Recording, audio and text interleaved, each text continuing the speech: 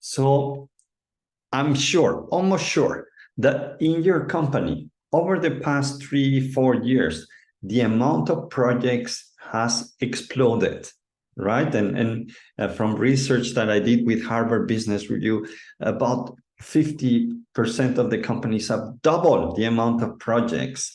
And while we are finding new ways to automate and add robots into a lot of our operational activities, we also see that more and more people are dedicated big part of their time, if not all their time at work, in project-based activities.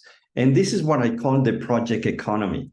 The project economy is a concept which is that the future of work is driven by projects, that most of you will be doing projects in the future as part of your main work, because operational activities will become less and less manual. You'll have robots and AI to do that. So the consequence is that all of you will need project management skills. All of you will become part-time or full-time project managers. So welcome to this course, which is going to explain you this trend.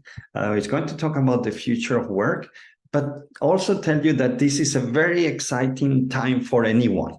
So if you take it from a positive point of view, if you see the opportunities, if you learn, if you see how simple it can be to learn project management and how rewarding it is and exciting, then this course is for you.